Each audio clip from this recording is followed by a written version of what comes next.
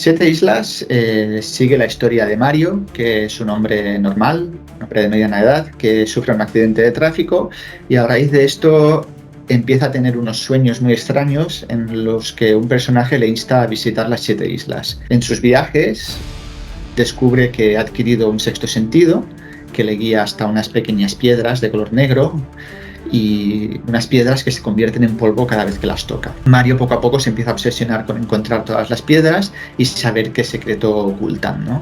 Pero al mismo tiempo hay un siniestro personaje que pertenece a una oscura organización que sigue todos sus movimientos.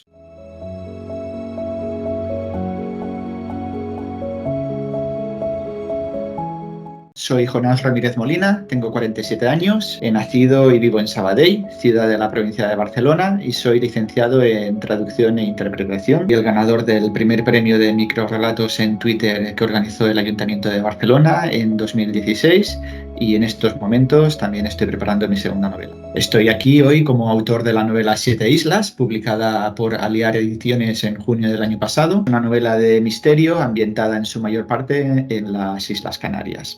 Entre mis aficiones, evidentemente, la lectura y también el atletismo, un deporte que practico desde hace más de 25 años. ¿Por qué escribe Jonás Ramírez?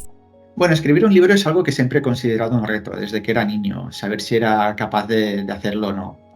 Aunque es algo que de entrada podría parecer muy complejo, si te planteas escribir una novela de 100.000 palabras puede parecer muy difícil. Yo prefiero plantearlo como pequeños desafíos, ¿no? 100.000 palabras es mucho, eso es verdad, pero escribir 1.000 palabras cada día no lo es.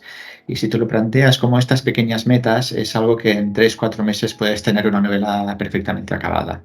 Me considero una persona muy imaginativa, no me cuesta pensar historias y su posible desarrollo y de hecho tengo varias tramas en la cabeza sobre las que me gustaría escribir algún día. ¿Cuánto tiempo llevas escribiendo? Yo ya desde adolescente intenté escribir algunos relatos, aunque es algo en lo que no llegué a profundizar. Hace unos años también llevé un fotolog que actualizaba diariamente y en el que escribía sobre cualquier tema de actualidad o cualquier cosa que se me pasara por la cabeza. Y fue finalmente hace aproximadamente unos 10 años cuando desarrollé la historia de Siete Islas en mi cabeza, aunque fue algo que hice solo a nivel personal sin llegar a compartirlo con nadie. Fue con la pandemia cuando decidí rescatar el proyecto, volverlo a intentar, esta vez sí compartiéndolo con mis familiares, que se convirtieron en mis lectores beta y que fueron los que me animaron a seguir y a llevar la novela hasta su final, ¿no? ¿Y por qué lo hago? Pues como dije antes, como un reto personal por una parte y por otra como una posible forma de dar un giro a mi vida y quizás en algún día, en un futuro lejano o no tan lejano, poder dedicarme a la escritura de manera profesional. ¿Te ganas la vida con la escritura o es solo un hobby? Bueno, ahora mismo la escritura es solo un hobby, no me dedico a ello de manera profesional, aunque evidentemente me gustaría que algún día lo fuera, ¿no? En cualquier caso, creo que se llegue a triunfar algún día en el futuro o no, haber escrito un libro es un legado personal, porque esto es algo que quedará en el futuro. Cuando yo ya no esté, cuando ya me haya ido, que puede ser dentro de un año, dentro de 10, dentro de 50 o dentro de 100, el libro todavía estará ahí para quien quiera leerlo. ¿Tu entorno te apoya en tu faceta de escritor? Sí, desde luego mi entorno, mi familia, amigos me apoyan en todo, no solo en esto, también en todo lo demás, por lo que me siento muy afortunado. Mucha gente que conozco se sorprende mucho cuando les digo que he escrito un libro e incluso algunos me ponen en un pedestal, que la verdad es que yo me considero una persona muy normal y del montón.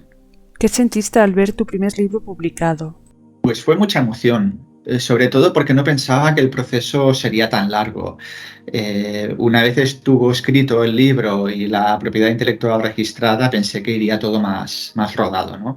Escribir el libro fue relativamente rápido, tardé unos 5 meses y medio, 6 meses, pero luego el proceso de búsqueda de editorial, firmar el contrato, maquetación, impresión, etcétera, fue bastante más largo de lo que me pensaba. El libro lo acabé en febrero de 2021 y no salió publicado a la venta hasta junio de 2022, o sea, más de un año después. ¿Editorial o autopublicación? En mi caso, el libro lo he publicado a través de una pequeña editorial. Fue una bonita casualidad, ya que una vez tuve el manuscrito acabado, contacté con muchas editoriales, la mayoría ni siquiera me contestaron, otras me dijeron que en esos momentos no encajaba con su línea editorial y alguna me ofreció publicarlo por crowdfunding, algo que no acabé de ver claro, ¿no? Y se dio la casualidad que estando mis padres de vacaciones en Granada, dieron en una feria literaria un stand de Aliar Ediciones, me enviaron una foto por WhatsApp y me dijeron que por qué no probaba suerte con ellos, algo que hice y bueno, me contestaron rápidamente, les envié el manuscrito y a las pocas semanas pues me dijeron que sí, que estaban interesados en publicarlo. Llegamos a un acuerdo y por fin, pues el año pasado se llegó a publicar el libro. De todos modos, no descarto en el futuro tampoco la autopublicación, ¿no? Porque a la hora de promocionar el libro y bucear en redes sociales, pues te permite contactar con otros autores y conocer la autopublicación y te das cuenta de que hay algunos de ellos que han hecho auténticas obras de arte, ¿no? Y al final es como en todo. Creo que tanto en la edición tradicional como en la autopublicación vas a encontrar libros muy buenos y libros pues que simplemente no están hechos para ti. ¿Te gustaría vivir de la escritura? Pues claro, y a quién no. Aunque creo que sí que es posible, también es muy difícil, ¿no? Ya que como en cualquier otra profesión, ya seas músico, seas actor, escritor, deportista, etcétera, por cada famoso que vemos en la tele y que seguimos en redes sociales, hay miles de ellos que también son profesionales, pero que no consiguen triunfar al mismo nivel. Y cientos de miles que sí que lo intentan y se esfuerzan, pero que tampoco llegan a poder vivir profesionalmente de aquello que les gusta, ¿no? Solo vemos lo que es la punta del iceberg, los más conocidos, ¿no? Aunque hay muchos más que, por desgracia, no lo consiguen, ¿no? Y al final es todo un poco una mezcla, un cóctel, pues que contiene una pizca de talento, una pizca de visibilidad y una pizca de suerte, ¿no? Y poder estar en el momento adecuado, en el lugar adecuado. ¿Qué opinas de las inteligencias artificiales de escritura como ChatGPT? Bueno, yo creo que esta es una pregunta muy interesante. Eh, las inteligencias artificiales han llegado para quedarse y cuanto antes lo aceptemos y lo asumamos, mejor. Sobre si nos van a quitar el trabajo a los escritores, bueno, pues lo mismo se dijo en su día, hace siglos, de la imprenta y que le iba a quitar el trabajo a los escribas o a los copistas. Entonces, más que una cuestión de quitar el trabajo, creo que es un tema de adaptarse para sobrevivir. Y no me refiero solo a escritores, sino también a muchas otras profesiones que se verán afectadas por las inteligencias artificiales en un futuro cercano. Esto sin duda. Entonces, a raíz de esto, también me gustaría comentar algo que creo que mucha gente no es consciente. Somos la primera generación de la historia que no es capaz de predecir con garantías qué es lo que va a pasar dentro de una o dos generaciones, porque el progreso no es aritmético, sino que es geométrico. Y esto es muy importante. Esto significa que hace 1000 años una persona no podía esperar ningún cambio a lo largo de su vida. En cambio, hace 100 años sí. Los futuristas podían predecir dichos cambios y saber más o menos qué inventos iban a cambiar la sociedad. Por ejemplo, un escritor excelente y que todo el mundo conoce es Julio Verne. Julio Verne, aparte de ser escritor, era también un futurista y fue capaz de predecir inventos, cambios en la sociedad que su propia generación no podría experimentar, pero sí las generaciones futuras, o sea, nosotros. En cambio, ahora, ni siquiera los futuristas que viven en la actualidad pueden predecir qué pasará dentro de una o dos generaciones. Y esto es lo que se conoce como singularidad tecnológica, que está previsto que ocurra más o menos pues, a mitad de siglo, en la década de los 40 probablemente. Y es la singularidad tecnológica es ese momento cuando las inteligencias artificiales, ordenadores, robots, etcétera, serán capaces de mejorarse recursivamente a sí mismos. Y no podemos llegar a imaginar con garantías cómo será la vida dentro de 100 años. Algo que hace 100 años sí que era posible. Podemos intentar adivinarlo, pero sería igual que intentar adivinar los números de la lotería. ¿Tienes algún referente? Sí, hay un escritor que me inspiró para lanzarme a escribir y que es Iván Ledesma. Mi mujer me regaló en una ocasión un libro suyo, 184, sin venir a cuento, no era mi cumpleaños, no era nuestro aniversario, nada, pero un día llegué del trabajo y me había comprado el libro. Lo leí, me gustó mucho, empecé a seguir al escritor por redes sociales y su cercanía y manera de interactuar con los lectores pues me hizo comprender que los escritores tampoco son seres especiales fuera de la comprensión humana, sino que son gente normal como tú y como yo y que por qué no podía hacer yo algo también, ¿no? Si me hacía ilusión. Entonces, ¿qué autores tengo como referentes aparte de él? Pues yo siempre desde niño he leído mucha literatura fantástica. La primera novela que leí con menos de 10 años fue La historia interminable de Michael Ende. Luego enseguida empecé a leer a Tolkien, a Lewis Cooper, David Eddings, Margaret Weiss y Tracy Hickman, Stephen King también. Leo mucho, no solo en castellano, también leo en inglés mucho, y si hay libros que me gustan mucho en su versión original, me gusta leer también la versión traducida al español, pues para comparar ambas versiones, ¿no? Esto es algo que he hecho con autores como Tolkien, como Edwin Abbott, David Mitchell o Max Brooks, ¿no? Una cosa que sí que de la que me he dado cuenta es que cada vez leo menos comercial, ¿no? Eh, Casi siempre suelo escoger mis próximas lecturas antes de acabar la que tengo entre manos y no suelo fijarme en los escaparates de las librerías. Me fijo mucho pues, por reseñas que veo de otros autores, de otros lectores por internet, etcétera. Pero cuando veo una gran editorial que empieza a hacer publicidad de un libro de manera a veces incluso algo intrusiva, pues me suelo poner a la defensiva. Suelo leer mucho, pero me gusta escoger mis propias lecturas, no me gusta que nadie decida por mí.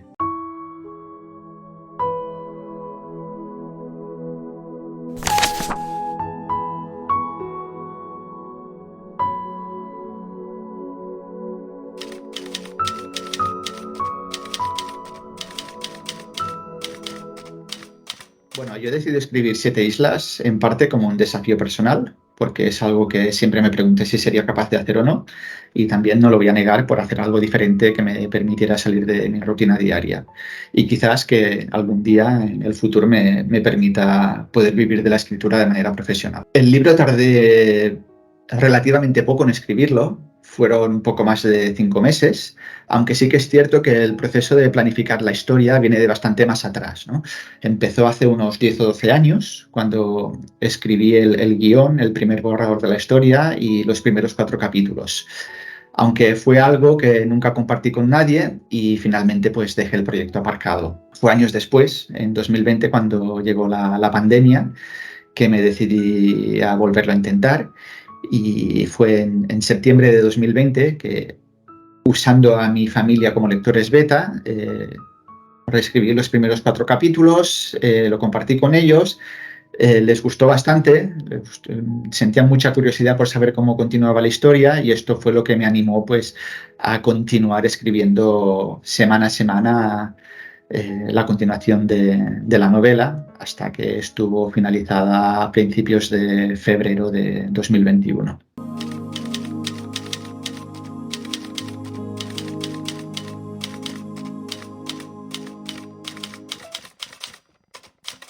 Bueno, cuando finalicé el manuscrito en febrero de 2021, lo primero que hice fue registrar la propiedad intelectual y casi de manera inmediata, a los pocos días, lo presenté a un importante concurso literario, el premio Fernando Lara de Editorial Planeta. Lo hice pensando en que como el premio se fallaba habitualmente en mayo, eran solo 3 meses después y que valía la pena jugar esa carta e intentarlo. Lo que pasa es que debido a la pandemia, el fallo se retrasó a después del verano, varios meses, y además las bases del concurso especificaban que durante 4 meses después del fallo, la editorial tenía derecho de publicación preferente, por lo que a efectos prácticos el manuscrito de Siete Islas quedó bloqueado prácticamente un año. Pero bueno, eso no impidió que empezara a buscar otras opciones, porque bueno, sabía que el proceso de valoración de un manuscrito suele ser lento. Hice una búsqueda muy exhaustiva de editoriales en España. Seleccioné unas 15 o 20 aproximadamente en las que pensé que podría encajar mi manuscrito y las fui contactando una a una de manera individualizada. Casi ninguna me contestó ni me dio acuse de recibo. Hubo un par que sí, que fue para decirme que en esos momentos el libro no encajaba con su línea editorial. Y hubo una que sí que me ofreció publicar por crowdfunding, pero fue algo una propuesta que no me acabó de convencer. Y entonces, cuando menos lo esperaba, ocurrió la serendipia, la bonita casualidad, ¿no? Y es que estando mis padres de vacaciones en Granada, se toparon con la Feria del Libro de la ciudad, Vieron un stand de Aliar Ediciones, que era una pequeña editorial local, y me enviaron una foto por WhatsApp del stand, sugiriéndome que contactara con ellos. Yo lo hice sin saber ni siquiera si tenían abierta la recepción de manuscritos. Me dijeron que sí, que les enviara correo con el libro, y a las pocas semanas pues me dijeron que sí, que estaban interesados en publicarlo. Firmamos un contrato y finalmente el libro salió a la venta en junio del año pasado, de 2022.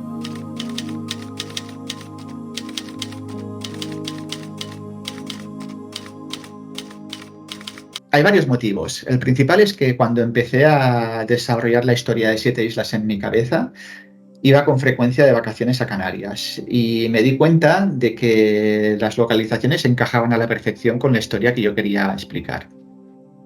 Luego también hay otro motivo, y es que el hecho de conocer personalmente todas las islas me permitía darle un grado extra de verosimilitud a la historia, ¿no?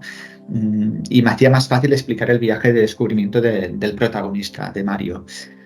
Como curiosidad, puedo explicar que Mario, por ejemplo, visita cada isla en el libro en el mismo orden y la misma fecha en que yo lo hice personalmente.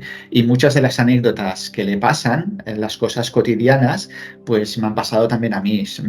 Conversaciones con la gente local de allí, con los lugareños.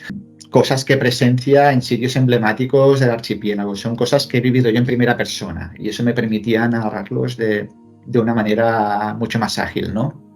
Luego, evidentemente, también hay toda una serie de elementos fantásticos y misteriosos en la novela que son imprescindibles para el desarrollo de la trama, que son una invención, que no es que a mí me hayan pasado esas cosas. Y bueno, ya que hablamos de esto, me gustaría aprovechar pues para pedir disculpas anticipadas a cualquier canario que lea el libro y que por el motivo que sea crea que hay aspectos culturales o geográficos que no están bien representados, porque puedo asegurar que en todo momento he intentado ser lo más fiel posible en base a mi experiencia personal, aunque seguro que es una experiencia muy limitada en comparación con la gente que vive allí, con los canarios.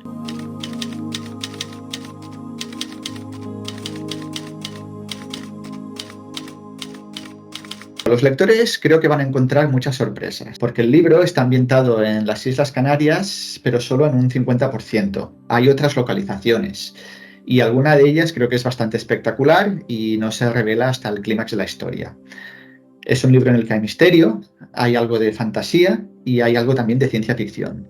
Yo creo que los lectores van a encontrar una historia que empieza de manera reposada, que deja que el misterio crezca poco a poco, hasta que llega un momento, aproximadamente a mitad de la novela, en el que todo se empieza a acelerar, hasta que finalmente adquiere un ritmo frenético en el último tercio del libro. Un aspecto que considero muy importante es que hasta el más mínimo detalle tiene un propósito.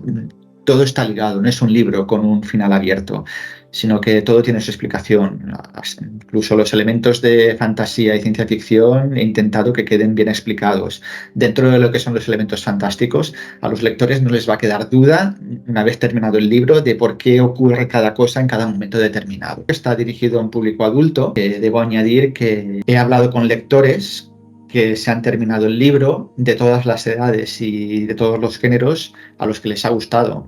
Desde adolescentes, contactó una chica de 17 años a la que le había gustado, jubilados a los que también les había gustado, hombres, mujeres, gente joven, y también gente de mi generación, que somos los que ahora nos vamos haciendo un poquito mayores.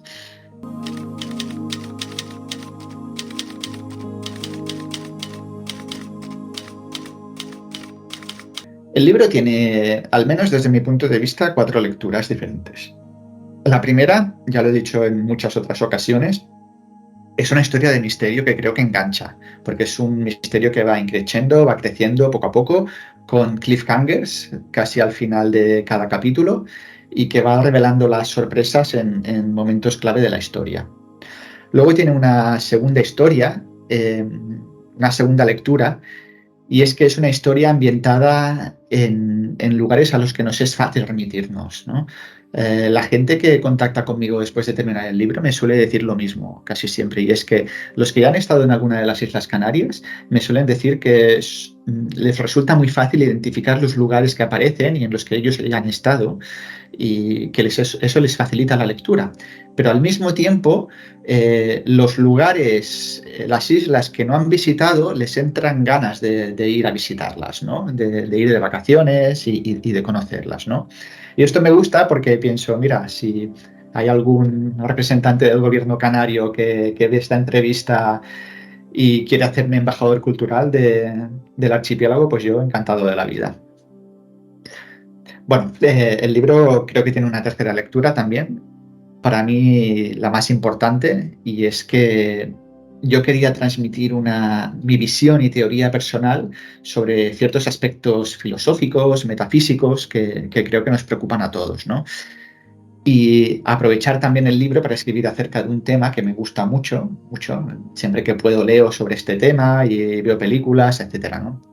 Que evidentemente no puedo decir cuál es aquí, pues para no hacer spoiler.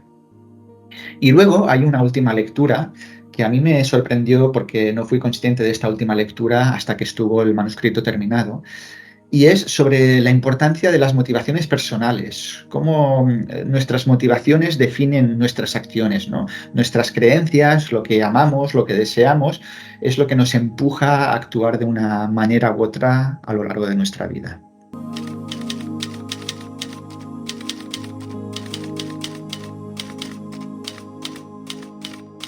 Hay un personaje que me gusta mucho y no es precisamente el protagonista, sino su antagonista, por así decirlo, el malo de la novela.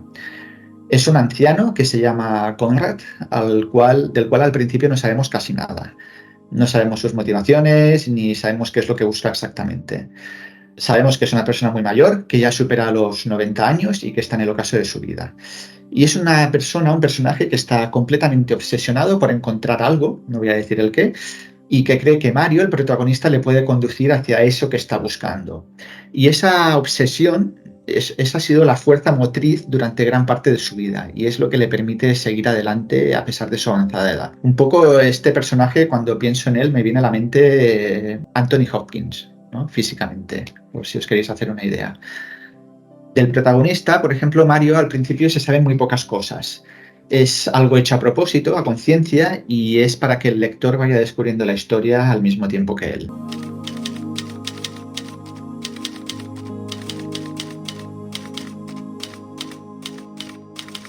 Sí, estoy trabajando en una nueva novela.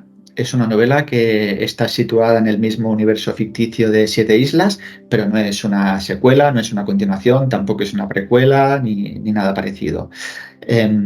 Se puede leer de manera completamente independiente. Y digo que está situada en el mismo universo ficticio porque el lector o lectora que ya haya leído Siete Islas va a reconocer a algún personaje que tiene un cameo en este nuevo libro, en esta nueva historia que estoy escribiendo. Es una novela más oscura, más visceral, y así como Siete Islas empieza de una manera más relajada y reposada y va dejando que la tensión suba poco a poco, en este libro ya empieza con tensión de buen inicio, ¿no? Este libro empieza con una llamada telefónica y luego ya enseguida la acción se traslada a los años 90 y sigue la historia de dos chicas adolescentes y de un niño que viven una experiencia que marca sus vidas para siempre. Aunque al igual que en Siete Islas, pues va a haber algún giro de guión que espero que deje algún lector con la boca abierta.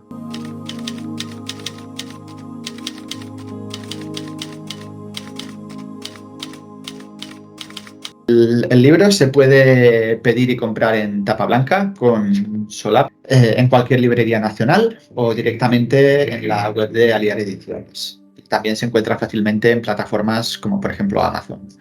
El libro en digital todavía no está disponible, aunque ya está hablado con la editorial y en el momento en el que estoy grabando esta entrevista ya está en preparación. Desconozco cuánto tiempo se requiere de maquetación para un libro digital, pero imagino y espero que a lo largo de las próximas semanas o a lo máximo meses estará también disponible en digital.